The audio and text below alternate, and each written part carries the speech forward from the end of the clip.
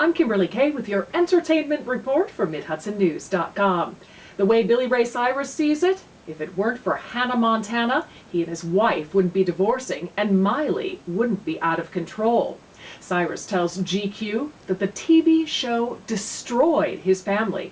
He says he'd erase it all in a second if he could have his family back. He says he's scared for Miley. He says she's got a lot of people around her that's putting her in a great deal of danger. He says he didn't even attend her 18th birthday party because it was in a bar and that was wrong. The next thing he knew, he was watching the video of Miley smoking salvia out of a bong. Well, Lady Gaga is getting her own HBO special. 2 of her concerts at Madison Square Garden in New York will be taped, and the best parts will be turned into the special. The show will air May 7th, 2 weeks before Gaga's new CD, Born This Way, drops. Charlie Sheen is anxious to get back to work on 2.5 Men because he says he tends to, quote, unravel pretty quickly when he's not busy.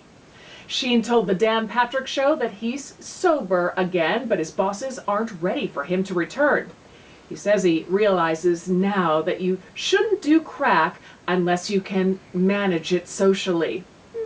Even though he says he thought he could manage it, he admits that, well, kind of blew up in my face like an exploding crack pipe. Who knows if he was serious or not.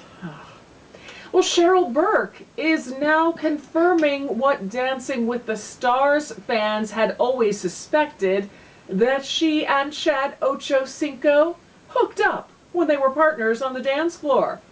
Burke tells Ellen DeGeneres on her talk show that they did have a fling, but she says she broke it off because Ochocinco was dating other women at the same time.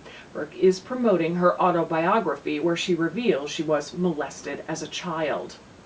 A former contestant on Rock of Love Charm School has settled with Sharon Osbourne just before their case would have gone to trial.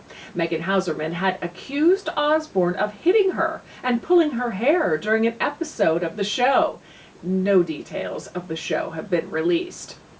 Well, Maria Menounos and Tim Gunn of Project Runway will co-host the Oscars' official red carpet show. Menounos did the honors 7 years ago, and Gunn did it 2 years ago, and they'll be joined by Robin Roberts of Good Morning America and Krista Smith of Vanity Fair. The pre-show has been expanded to 90 minutes this year. Elizabeth Taylor will probably be in the hospital for another few days. Her publicist says doctors want to run more tests and be really sure before they let her go. Taylor is being treated for congestive heart failure. Well, health officials say the number of people sickened after attending a global internet conference in Southern California has grown from 170 to about 200. The Los Angeles County's Department of Public Health said Tuesday it's focusing its investigation into a suspected respiratory infection outbreak at a party at the Playboy Mansion attended by many of the conference goers. The agency says it still doesn't know what caused people who attended the Domain Fest Global Conference in Santa Monica to come down with fever, chills, cough, and other signs of illness.